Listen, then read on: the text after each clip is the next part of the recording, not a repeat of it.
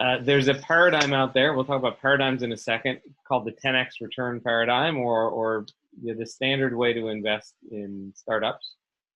Sometimes when I feel like being a little bit in your face, I am American. I do that sometimes. I'll just start off and talk about this talk as you're doing it wrong. And wrong as in there are other ways to invest in startups besides preferred equity. Here's a little bit about me, why you should believe me here. I'm a serial entrepreneur. I've been starting startups since 1992. I spent the first 20 years of my career doing software startups, doing the same type of startups that we read about in the papers, venture-backed software startups at that, and California venture capital, just to be clear. And then in 2012, I made a big shift in my career, and I started focusing on what I call mission-driven for-profits, companies that do good while they're doing business. And in that shift, I started teaching at a very strange business school, a school that teaches how to do good through business called Bainbridge Graduate Institute. I started a business accelerator focused on these mission-driven for-profits called Pledge. Pledge has grown from Seattle to a network of programs all around the world, including a few partners in Africa. And what sets us apart from the thousands and thousands of other accelerators out there is twofold. One, we focus on companies that aim to make the world better for real. And two, we invest in all those companies using a revenue-based system. And I will jump into that in a minute. Before those details, you have to understand where the traditional venture capital comes from, where that model comes from. And as I jumped into this back in the 90s, I had no idea where venture capital came from. I just assumed it had been around for 200 years, just like the steam engine had been around for 200 years. And it hasn't. And almost everybody I bump into just assumes that venture capital has been around forever, that it's as old as Coca-Cola and the old companies that got started in the 1800s. And it isn't. We know who the first venture capitalists were. They were these guys. In the middle, that's Arthur Rock and his partner, and I can't never remember his partner's first name, but it's Davis. They started the first venture capital fund called Rock and Davis in 1961. The guy on the left here, George Deroe, that was their professor. He was a professor at Harvard Business School. He had theories about how you invest in new emerging companies. And these two guys were the first people to go out and raise a fund to go and test out those ideas.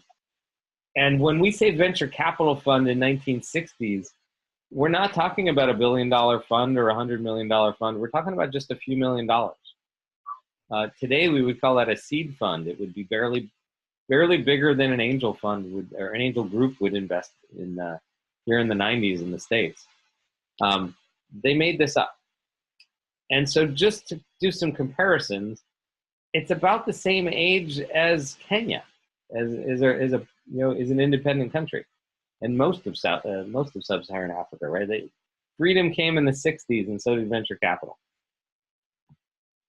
What's also interesting, when you look back at this history and you look back at the way venture capital is talked about and implemented, this book, strangely enough, becomes really important. And this book isn't a business book. This book has nothing to do with investing whatsoever. This is a book about the history of science. It's sitting in the shelf behind me because my wife is a philosopher, and she cited this book in her dissertation. This is called The Structure of Scientific Revolutions by Thomas Kuhn. When I'm in a room of 100 people, I ask for hands. I can't see you guys, so I won't do that. But when I'm in a room of 100 people and I say, who's read this book, one hand goes up. But everyone on this call and everyone in the room, whenever I tell this story, has heard of the idea that's in this book. This is where the word paradigm was coined. And this is where Thomas Kuhn defines what a paradigm is.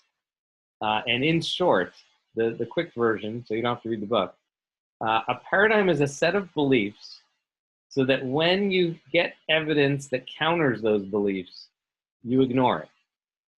That's how science works. Everybody thinks that science works a different way. Everyone thinks that there's a bunch of theories out there, and when a new piece of evidence comes in, it gets adopted immediately. But that's not true. And I'm going to say this again. When a new piece of evidence shows up in science, it gets ignored. It's only when there's enough evidence that the current paradigm is broken that you get a paradigm shift.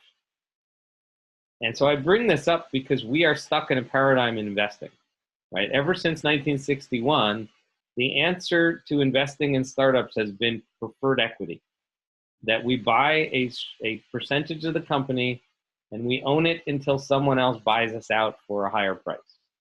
That's the paradigm of startup investing. And the evidence shows that it doesn't work. The evidence shows that most venture capital funds in California don't make money using that model. And yet we don't just throw it away because we ignore the evidence. So the antidote on how to do that is a different book. It's this book called Revenue-Based Financing. It's part of my Next Step series.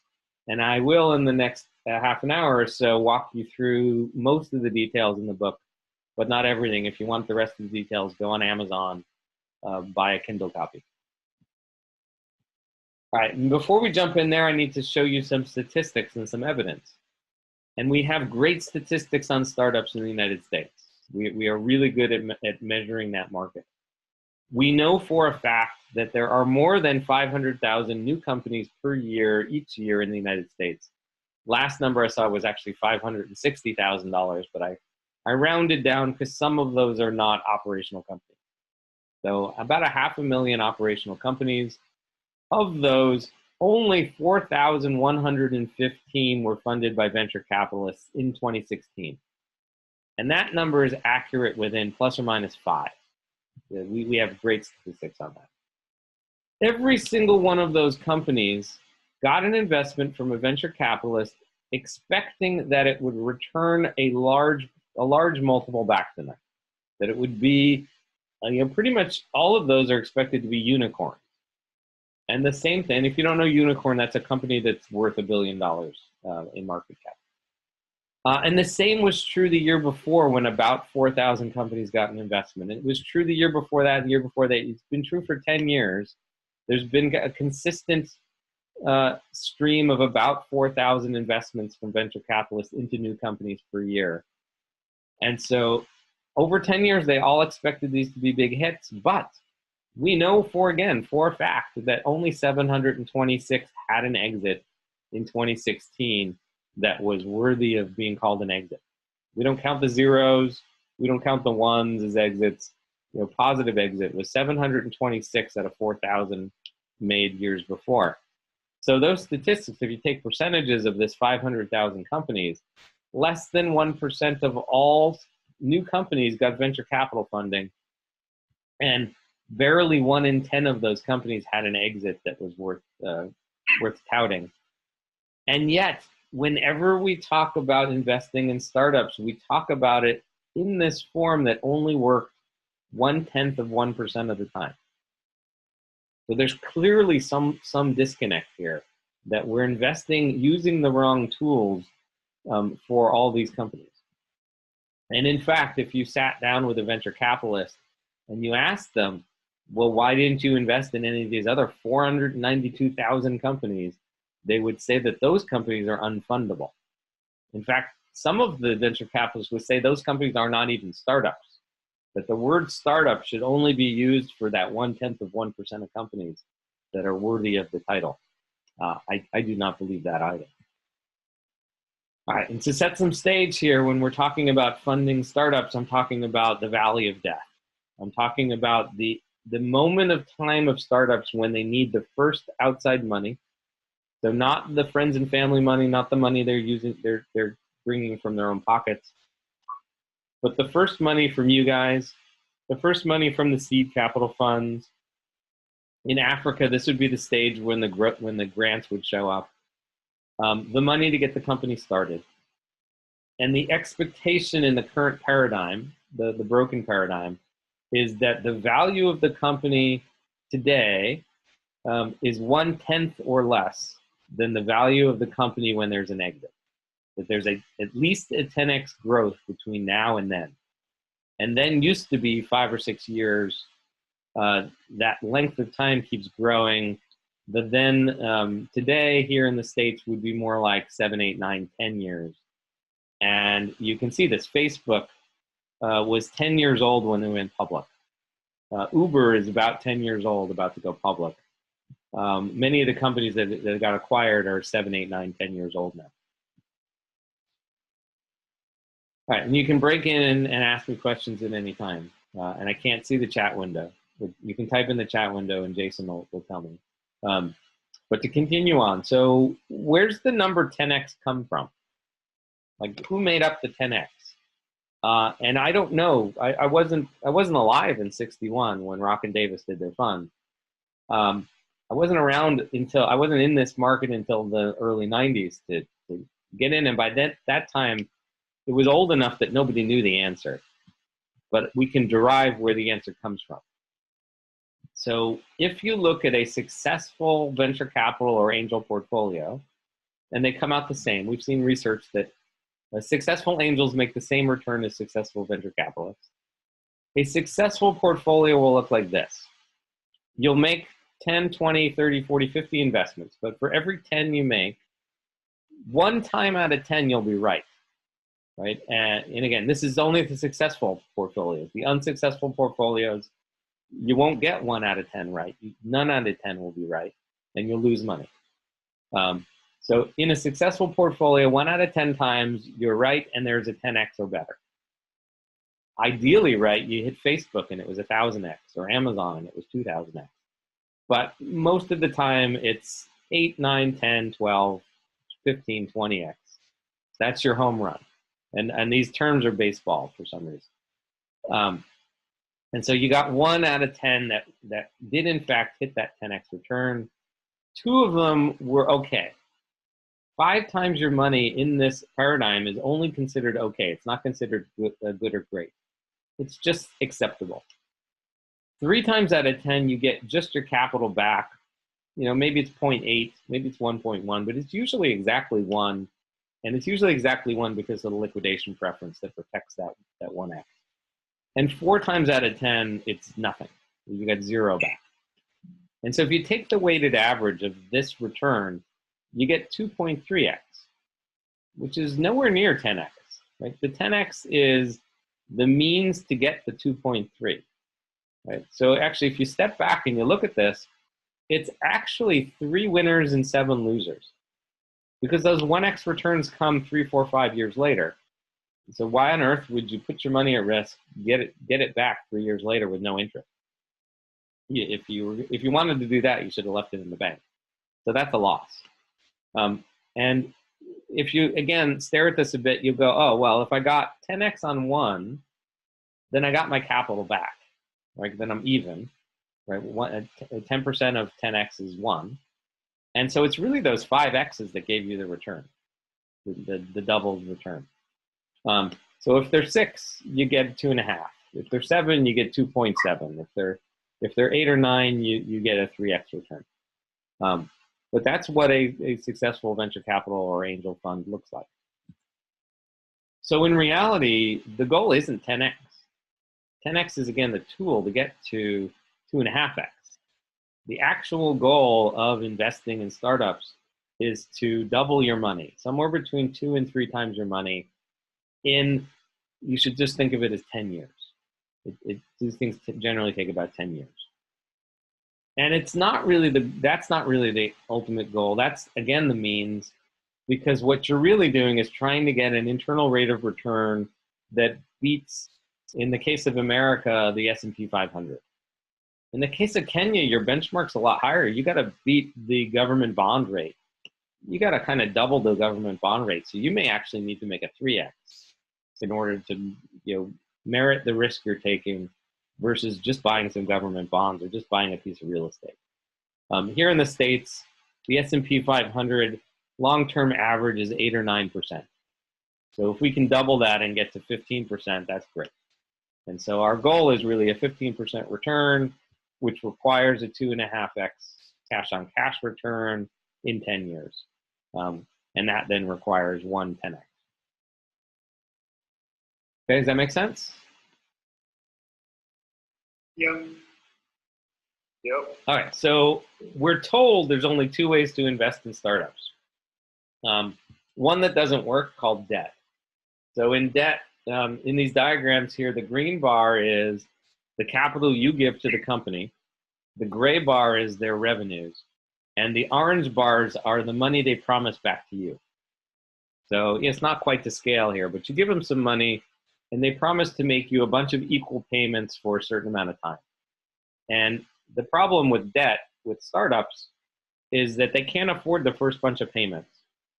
So you try and make up for that for giving them a honeymoon payment, and now they're not used to paying you, and so then they go into default on the first payment because they forgot to save the money to pay you back. And the real problem is that most of them fail, and therefore the interest rate you would have to charge them is way too high, in which case they can't afford anything. You can't make 2.5 times your money doing this, not given all the failures of these companies. So debt doesn't really work. It's common. I see it all the time in Africa, but it doesn't really make the returns it needs to make. So we have to throw that one out. Equity, when you put it into the same format, looks really weird because you give money to a company and they promise you nothing. They're not going to pay you. They're never going to pay you. Someone else might pay you sometime in the future. So sometime in the future, you don't know when, someone may pay you more than you paid the company. That would be an acquisition with a good exit. But you don't know when it is, and you don't know how much it is, and so you have no ability to predict what that IRR might be now. And we haven't seen an IPO in Kenya in 12 years, so that's probably not going to happen. So what are you betting on? You're betting on some future investor liking your company more than you do. And again, I only know of 1 exit last year in all of sub-Saharan Africa. Maybe there was 2 or 3. Maybe we just don't have good stats. Maybe there were 5. But the year before that, I only know of 1, and I'm the one who did the acquisition. So these things aren't happening. So this idea of like, I'm going to put money in now and someone's going to buy it later is a really bad bet. So here's the new idea, which is you give money to the company and they promise to pay you a percentage of their revenues. And they can afford it because they have revenues. If they make no money, they owe you nothing. If they make more money, they owe you more. And what they do is they owe you a specific percentage of the revenue until you're paid back a certain amount of money. There's no time in this equation. So let's just jump out of the hypothetical and into the actuals here. So let's just use some round numbers. You can do this at any scale. There are funders that do this in millions of dollars. I do this with $20,000. It works at any scale. But let's just use $100,000 because that's a nice round number. So you can do this as something that feels like a loan. You hand $100,000 to the company. They promise to pay you a single-digit percentage of their top-line revenues. Let's just say 5%. And in this case, they're promising to pay you on a monthly basis. Everything that's underlined is a variable here. It could be quarterly. You can do annual. I don't suggest it. It could be weekly. But they're going to give you 5% of whatever they earned each month. And they're going to keep doing that until they're paid you back a certain amount of money, in this case, $200,000. That gives you a 2x return. And if you're stuck in the paradigm, in your head right now, you said, but that's not 10x. Like, if I was going to invest in this other company, I was going to make 10x. But again, remember the chart. 1 time out of 10, you'll be right. The rest of the time, you're not going to get a 10x. So in this case, you can make a 2x return. And if you run the IRR numbers, you'll make more than 15% on this if it's less than 7 years, or it's less than 10 years even. And you'll make a higher internal rate of return because you're being paid back across the entire period of time instead of only at the end. Now you can do the same investment as an equity investment. So $100,000 in this case buys a certain percentage of the shares, which is of course a certain percentage of the whole company. Let's just say it's 10 shares. And then the company promises to buy back, it doesn't have to be all the shares. It can be half the shares or 2/3 or 3/4 for a price that returns, in this case, $200,000. To figure out how many shares they buy back, they use, again, a single-digit percentage of revenues. In this case, it says 5% again.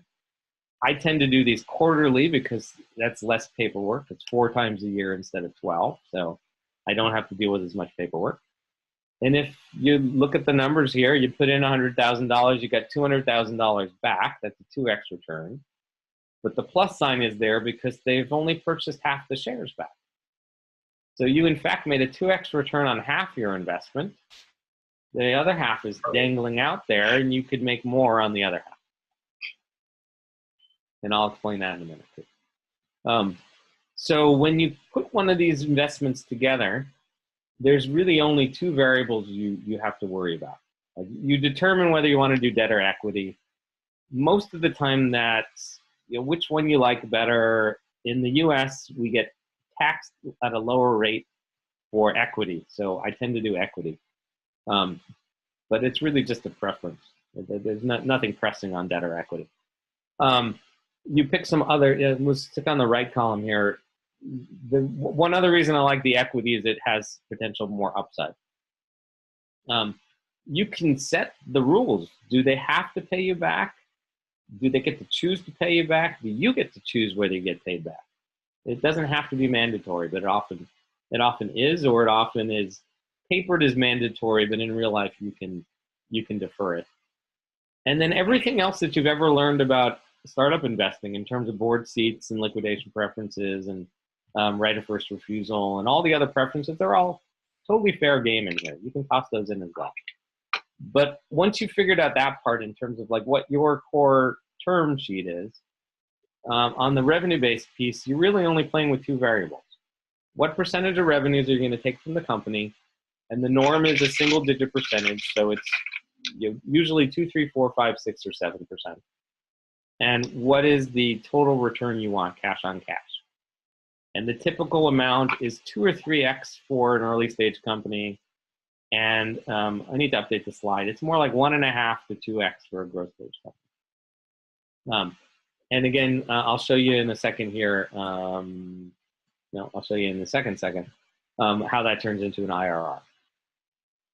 But the key is, once you have this new tool, once you can break the paradigm and shift the paradigm toward investing with revenues instead of exits, suddenly every company that can earn revenues is investable. The only uninvestable companies are the ones that earn nothing. Those are truly uninvestable. So let's put one of these together. Let me show you how to do that. If we were in person, I would make you do one yourself, but we don't have time for that. But let's walk you through one of these. And so let's just assume right now, put in your mind that you have $100,000 lying around that you want to invest, or if that sounds like too much money to you, then just think that some family office has hired you to make a $100,000 investment in one of these companies I'm going to talk about. They already picked out the company. They love one of these companies. We're not sitting here worrying about due diligence, whether we like the team or not. We love them. They're great. We're just trying to figure out how to deploy the $100,000. So the 3 questions we have to ask is, well, what ROI do we want? I'm an impact investor, so that question comes up a lot. How long do you want to wait to get paid back? How patient are you to have this investment pay back? And then what else do you care about? Like, is board seat something you care about for a $100,000 investment? Is liquidation preference and right of first refusal and upside something that you care about? So to help you do this, you can either think of a company that you're thinking of investing in now, or here's 3 that I like. One is off in Kampala. Their pitch is, there's 2 million people in Kampala. There's only 2,000 flushable toilets. they're installing pay toilets in the slums in Kampala. They're going to make money doing that. Sheba Enterprises over in Ghana, they help rural northern Ghanaian women process their shea nuts into shea butter and then sell it out to the global market. And then down in Tanzania, Opry Tanzania is the only producer of sunflower oil in Tanzania. Everybody else exports their sunflower seeds to India. It gets turned into oil, gets imported back. They're working with 300 women right now, making money and going to grow fast. For the sake of this exercise, this is not true, but for the sake of this exercise, we're just going to assume that we already love the team and the product and the service. We've done the due diligence. Everything's great. And these are the revenue projections that we're just going to assume are true, or at least we're going to assume whichever company's in your head, this is what they've told us are the revenues, and we're comfortable that these are close enough to accurate to move forward. So $250,000 this year, $350 next year, $500 the year after that, up to $1 million. And then of course, no company does a financial model beyond 5 years. So we're just going to stop growing at that point on the financial model because we just don't know where it's going. All right, then what we do is we plug it into the spreadsheet. And this is a screenshot of my actual spreadsheet that I really do use to do this. And I will happily share this with anyone and everyone who wants it afterwards. So the way this works is in J1, you put in the money that you're investing. And in J2, you put in the multiple that you would like out of this investment. And so the numbers here are nice and simple. K2 computes the cash back. In this case, you could do it in your head, but when it's a $127,000 investment at a 1.8x, it's nice to have K2 tell you the number. You plug in column B, you plug in those revenues that were in the last slide. So you take the projected revenues that they're telling you, or you take the discounted revenues that you think they'll actually hit, and you put them in column B. Column C is just showing you what the year-on-year growth is. That's just computed for you for clarity. And then I, J, K, and L are 4 different scenarios. And so in row 4, you can type in a percentage that you want to test out. It doesn't have to be an odd number. I'm just showing 4 odd numbers here, 3, 5, 7, and 9% of revenues. What you can't see is there's a bunch of hidden columns that do some more math for you. And so we'll just go start in I5. So what that says is we're handing out $100,000 in year 1. So it's a negative number. That's parentheses, a negative.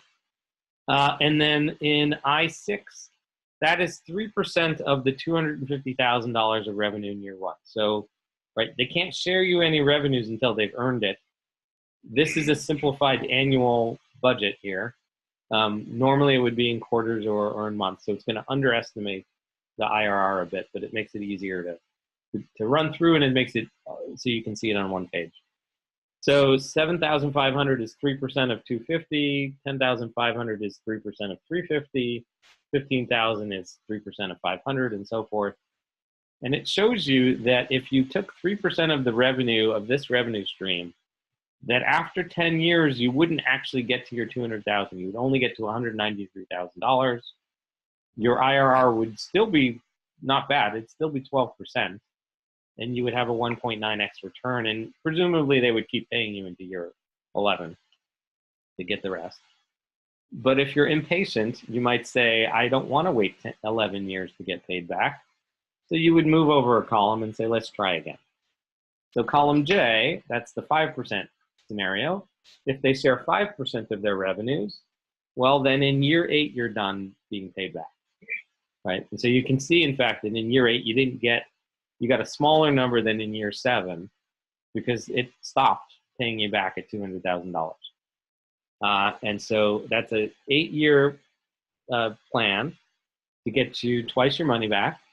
And the IRR is row 16, and it's 17%. And so you might say 8 years is too much, or you might say that the government bond you could buy in Kenya, I think, pays like 14% or 15%. So 17 is nowhere near enough. So you move over a column again.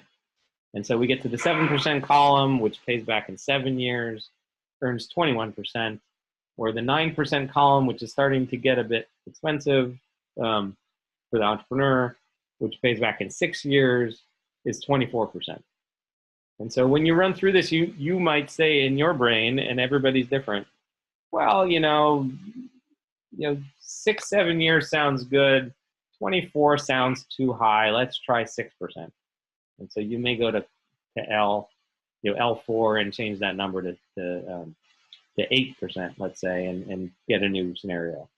And it doesn't have to be a round number. You may try 7.5% and see where that gets you.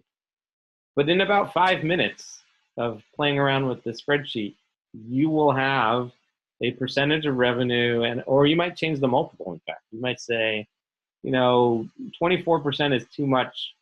Let's try a 1.8 multiple. Or you may say 21% is not fast enough. Let's try 7% at 2.1 or 2.2 or 2.3x. It doesn't have, none of these have to be round numbers. We just show them as round numbers. And it really does take me about 5 minutes to put one of these together these days. The next thing I would do in real life is I would make a copy of the spreadsheet once I'm happy with it. I would take the revenue numbers down a bit because nobody ever hits their revenues. I would see how much longer it will take to get paid back, how much lower the IRR might be, and I'll play with that for 2 or 3 minutes, and then I'll be done with the set of numbers. Does that make sense? Yeah. Okay. So what I would do if we were together in a workshop format is have you sit down in a group and come up with a set of terms. So since we don't have the ability to groups, let's just take real quick. Just take. I'm going to put up this chart for you in a second here. So just take 2 minutes. I'm going to stop speaking for 2 minutes. It's going to be really boring on the video, but do this at home if you're watching at home. You don't have to tell me which company you have in mind. Just put some company in your head and decide if you were to do this $100,000 revenue-based investment, would you do debt or equity? Which column would you pick?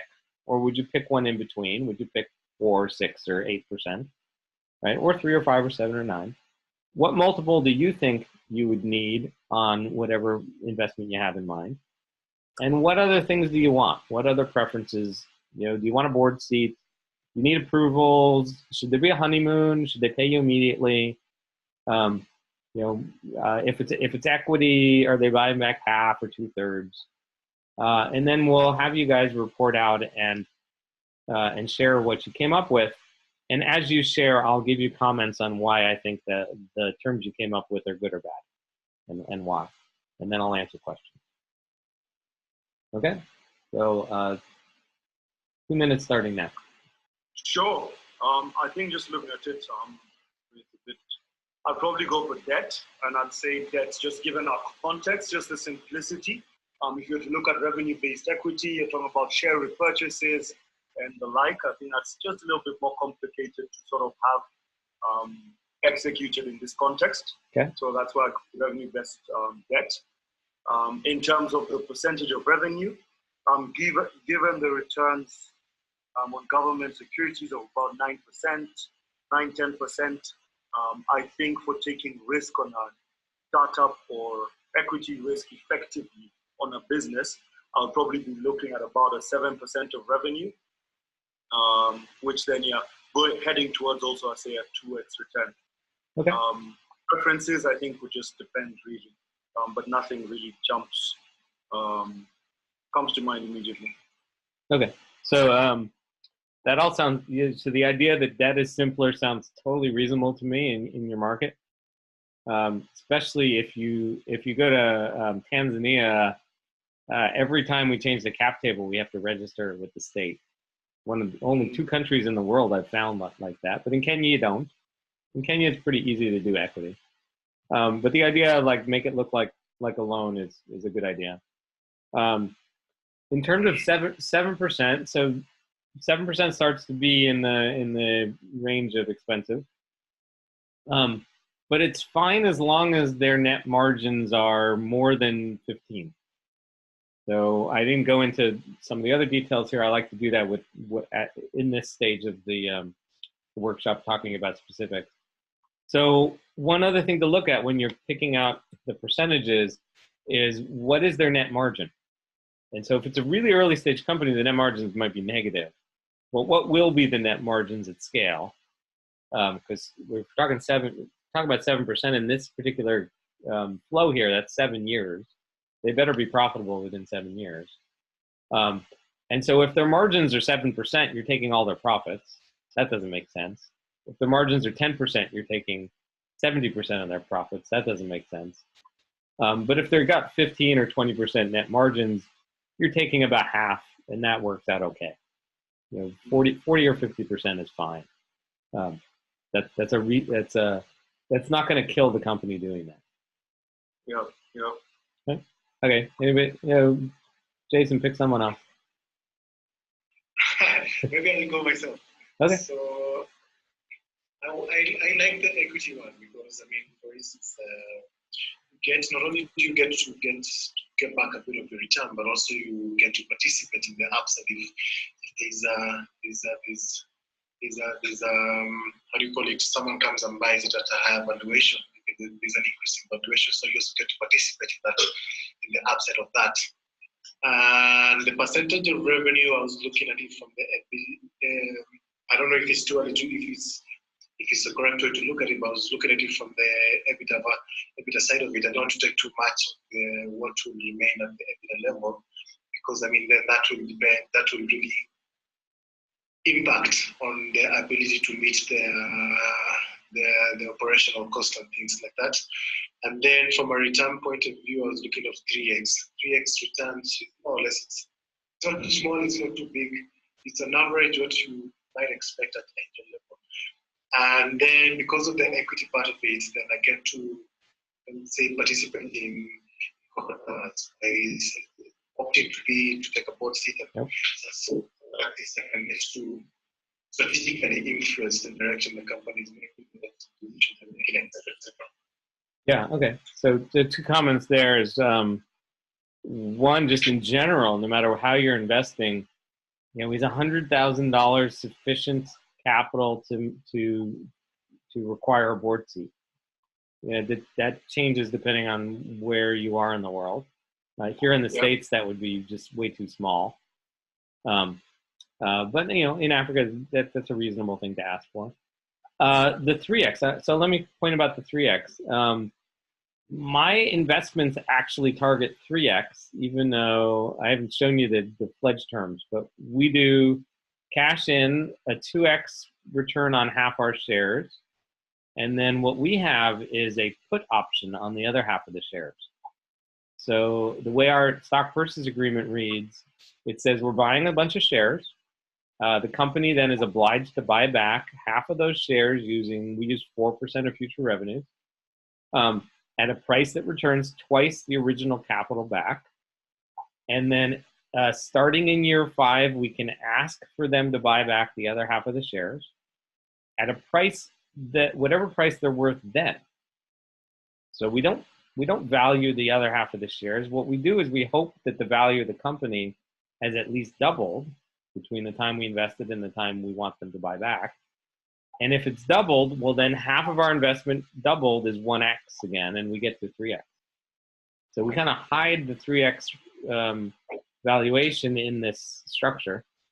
And 1x of it is at risk. 1x of it is kind of is a true equity risk, but it's an equity risk where we're not waiting for that acquirer to come along. It's an equity risk where we're just hoping and expecting that the value of the company goes up using our capital and other capital. So 3x is a totally reasonable thing to do, but there's other ways to structure it besides just simply asking them for 3 times your money back. Some of the other pieces that come up in this structure, some of the objections that I get are twofold. The two biggest ones are, one, why are you taking money out of a company that's not profitable? And the answer is everything else in the company, every other vendor, the landlord, the employees, the vendors, everybody else who's helping companies get going is taking money out of the company. Everybody's getting paid for what they're doing for the startup except the investors. And so actually I flip it around and say, well, why is that? Why are the investors not being paid for their contribution, where their contribution is money? And so I think the answer to that in historic reasons is it just feels weird that that money is paid for in money. Right? We do this with banks all the time, but right, you're paid in interest, or you pay interest. But when we do equity investing or we do early stage investing, it got out of whack in this current paradigm that that we're just not paid for our money. So this actually fixes that problem. You're renting money to the company, and they're paying you back in money. They're paying you back in affordable money that's based on revenues. Wouldn't in fact be great if the rent were based on your revenues, or the employees were based on revenues, or everything else was based on revenues, so that you never ran out of money? You brought in money and you split those revenues across everybody who wanted to be paid. And if revenues were higher, everybody got paid a little bit more and was happy. Revenues go down, then everyone gets paid a little less and then tries a little harder to make the revenues go up. Second objection is second question is, why is it top line revenue instead of profits? Why don't you wait until they're profitable to get paid back? And the answer to that is a little subtle. It's not obvious. The answer is we as investors have no control over profits. The reality is that if you just think of a P&L, we have a top line revenue number. We all want that number to go up. Both we and the entrepreneurs and management and employees, we all want more revenues. We all agree on that. But everything underneath that is potentially contentious between investors and management. So if you just think of cost of goods, right? Well, they usually want to get the smallest price they can for everything. But when I work with impact companies, that's not always true. Sometimes they want to make sure there's a living wage or a good cost, a good price paid for the products. Like Obri Tanzania doesn't pay the lowest price possible for those sunflower seeds. They pay twice the price that others are paying for sunflower seeds, because it's the right thing to do. They want to make sure those people are well taken care of. And the salaries of the employees. They may actually want to hire someone right now that wasn't in the plan, or hire early, or hire someone that comes along that's a higher salary than was in the plan. Well, if you were betting on their profits, then every time they spend anything that's outside of plan, you now have a potential contentious argument with management, because they're spending your money that they promised you. But if instead they're sharing the top line revenue, you're never in contention. You're always in total alignment with them. Everybody just wants more top line revenue. And then profits is totally up to them. They choose whether or not to be profitable. They choose whether to recycle the money into growth. That's just management's decision. Same thing's true on dividends. I've seen some systems like this where you get paid back until a certain amount of dividends are paid to you, and then the revenue share is done. But in that case too, dividends are a board decision. All right, one level above management. The board decides whether or not to pay a dividend in a given year. You can't contractually make a company pay you a dividend. And so it's out of your control. It's way beyond, even if you have a board seat, it's not something you can guarantee that's ever going to get paid. Whereas again, the company wants revenues, and so sharing top line revenues keeps everything in alignment. And there's a couple other common things that get talked about. The answers to those are in the book. At that point, I'm going to just finish this off and say, just a reminder that venture capital is about the same age as Kenya, that we're stuck in a paradigm, that if any of this is not resonating with you tomorrow, it's because you're still stuck in this old paradigm that there's one and only one way to invest in companies. And I see this all the time. I do this live. People are nodding their heads that, yes, this is a great idea. They come up to me afterwards and they say, you know, why haven't I seen this before? And then a week later, they can't remember why this was a good idea, because the only way to invest in companies is preferred equity, because the old paradigm really gets stuck in people's heads. The antidote is revenue-based financing. The rest of the details are in the book. And at this point, I'll take any of your questions.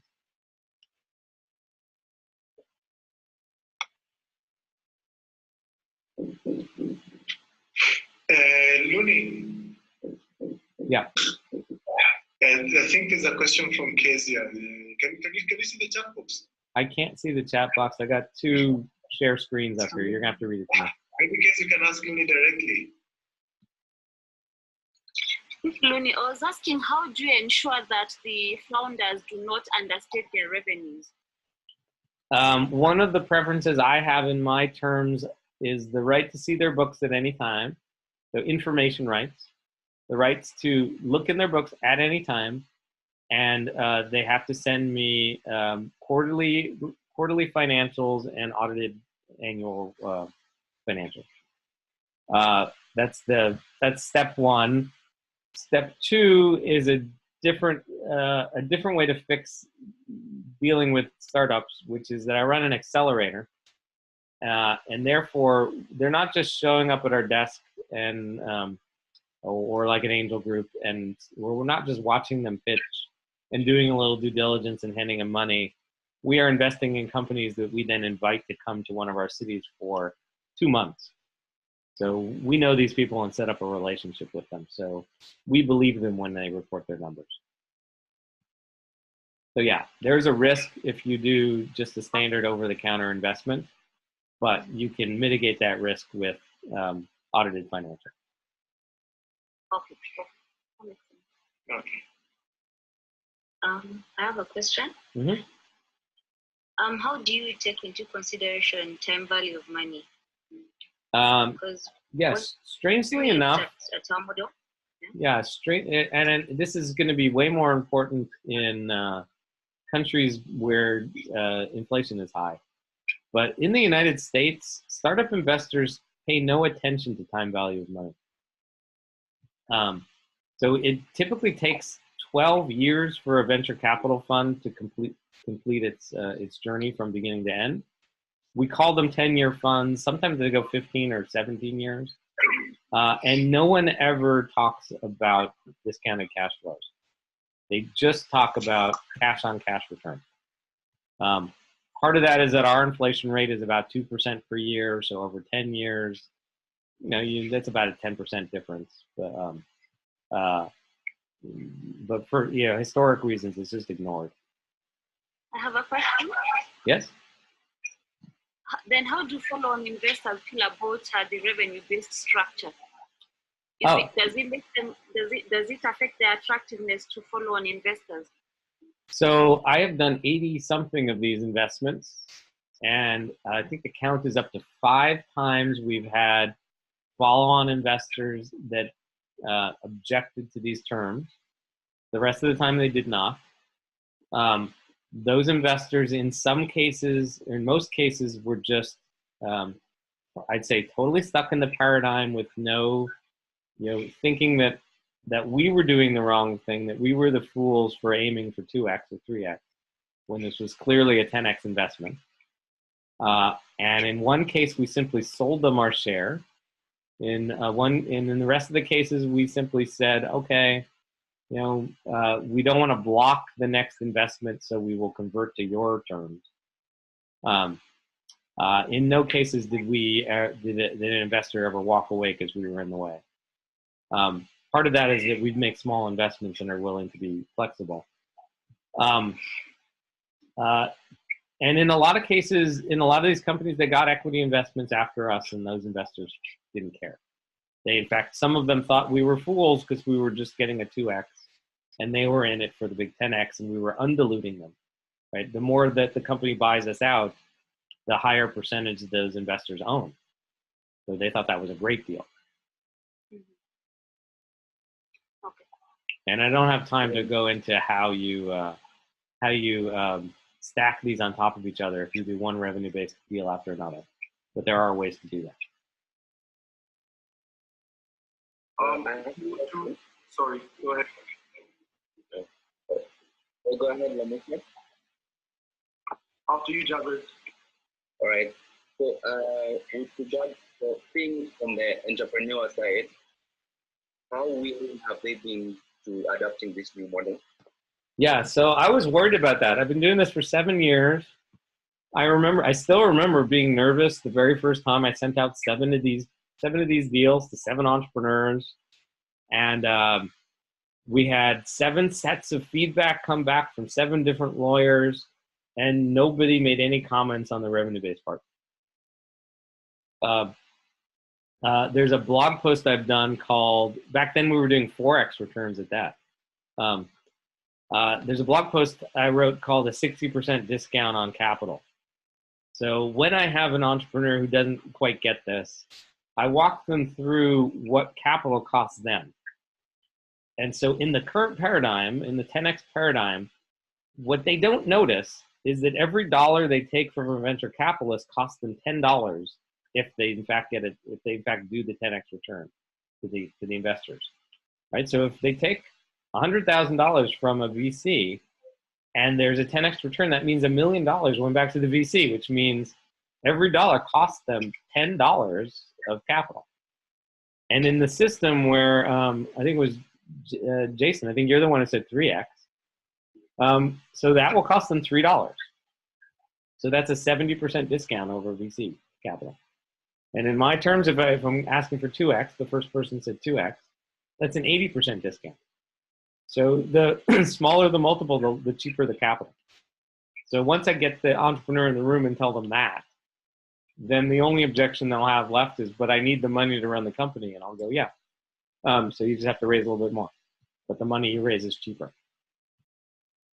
So because we're more focused on impact, I think I generally buy into the revenue-based models. However, if you were to look at it from more of a, I'm not sure if you've done this, if you looked at your historical investments, all 80 of them, and did an analysis to see if you had picked better, would you have come out of the law of averages if you've gone the preferred equity model? Would you have ended up at 2.3x, or would you have ended up a bit higher than that? I don't know if it's an analysis you might have done. Well, I can do that analysis in my head. So if we had done preferred equity, we would have returned nothing to our investors so far. And we probably would return very little to our investors in 10 years. Because if you put our entrepreneurs in a room and ask, raise your hand if you want to sell your company, very few hands go up. So not only do we not expect acquisitions from our portfolio, our entrepreneurs aren't even seeking acquisition. That's not in their list of things to do. In my world, companies don't get acquired, they sell out. There's a big difference. Like in the world of impact, in the world of tech, an acquisition is a positive thing that everybody celebrates. In the world of impact, an acquisition is more often than not a desperate act of selling out, where we worry whether the impact will continue or whether the acquirer cares about the impact. And therefore, in the world of impact, it's really hard to do the preferred equity path because people don't want acquisitions. And secondly, most of the 80 companies we've invested in are not venture scale. They're not going to grow at a scale that merits a 10x return. So even if there are acquisitions, because maybe some impact private equity firms get started in the next few years, they're not going to give us a 10x return on our money. And therefore, we're not going to get anywhere near a 2.5x on our portfolio. So what the revenue-based structure allows me to do is invest in any company that can earn revenue. And so I can pick a company in Botswana, and I get to meet another investor that's ever invested in Botswana. But I can invest in Botswana because the company's earning revenues. And I like the entrepreneur, I like the team, I like what they do. And I don't have to worry about whether there are fellow investors and whether there are acquisitions in Botswana. Same thing in Malawi. I have 2 companies in Malawi. I have found 5 investors in the entire world that have invested in Malawi. Doesn't matter. I don't need fellow investors. I just need those companies to earn revenue. Makes a lot of sense, given we operate in effectively the same context, impact in this region. So yeah. The difference is you guys are in Kenya, and there's, every month there's at least a new fund launching in Kenya, and new PE funds and a stock market that someday will wake up. Like there's the infrastructure for Nairobi to be at least as active as Seattle, and then hopefully in 10 years as active as New York and Boston. Nobody's ever as active as San Francisco. That's asking too much. But at least get up to the level of Seattle. Good to see that bullish. We're yet to see many decent exits, or really any, so to speak. And I think for us, we tend to look at more of the opposite. So we're really saying, or zebras, or whatever you'd like to call them. Yep. So rev-based, earning revenue, that's the key thing. Continuing to deliver impact, that's key for us. So it's been very, very, very useful discussion for me, I would say. Yeah, so I'm going to wrap it up there with the zebra comment, because I do love zebras. I know the women who started the zebra movement. They're based down in Portland, the next city south of here for me. And I'll say that, like, my ideal dream of Nairobi, Kenya, and the rest of Africa following it in the next 10 years is we stop talking about exits. They're unimportant. We start talking about, oh, I made 2x on this deal. I made 3x on that deal. I made 1.5 on this deal. I'm an active angel, and I've more than doubled my money in the last 10 years, investing in 50 great startups.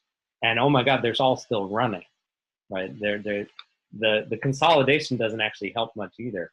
But 50 companies got started, and 45 of them are still running and still growing. That to me would be a way better story to tout to the world than, oh, there were 416 exits, and there were some new millionaires, but those companies are no longer doing anything. But that to me is just making money without changing the world. So with that, I will unless there's any last pressing questions, I'll sign off for the day. No, I mean, just because also just to manage the time, we have our shorter time limit, which was 45 minutes. And I think the discussion, the presentation from yourself was very informative.